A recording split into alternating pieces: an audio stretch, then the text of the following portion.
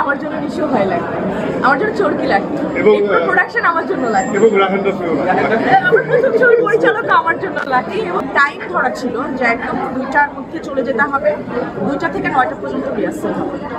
তো এরকম ভাবে প্রস্তুতি আমার লাইফে আমার আগে কোনো কন্টেন্টে নেওয়া হয়।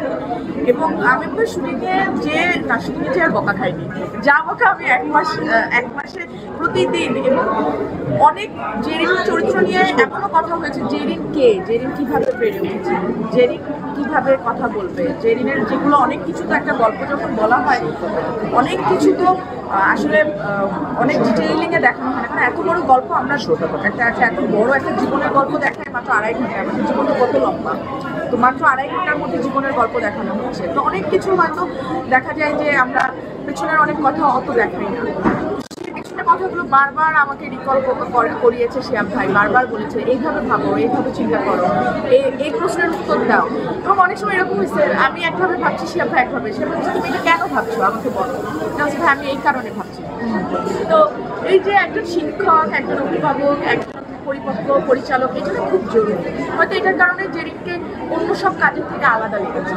এবং আমি আমার জায়গা থেকে চেষ্টা করেছি বাকি আমার জন্য ভাই লাগে, আমার জন্য শিহাব ভাই লাগে, আমার জন্য নিশো ভাই লাগে, আমার জন্য চরকি লাগে, এবং প্রোডাকশন আমার জন্য লাগে, এবং রাহান রাফিও আমার প্রথম ছবি পরিচালক আমার জন্য লাগে, এবং এসপিএফ আমার জন্য লাগে। আমি যে মানে ব্যাক টু ব্যাক যে ছবি এসছে আমার, সেই ছবিতে যারা আছে সবাই আমার জন্য লাগে। এবং তমা মির্জার জন্য তমা মির্জাও লাগে।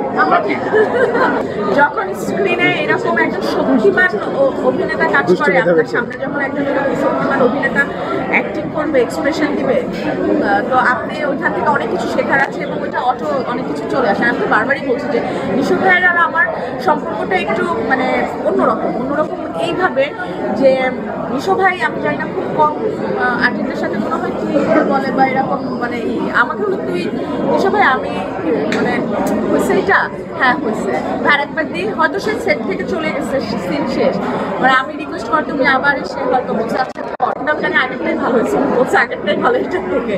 তো এই যে আদরটা আমাকে করেন, এই যে একটা অভিভাবকের মতন সবসময় আমাকে ভালোটা ভালো বলেন, আমার খারাপও অনেক কিছু নিশো আমাকে বলেন এটা ঠিক না, এটা ভালো।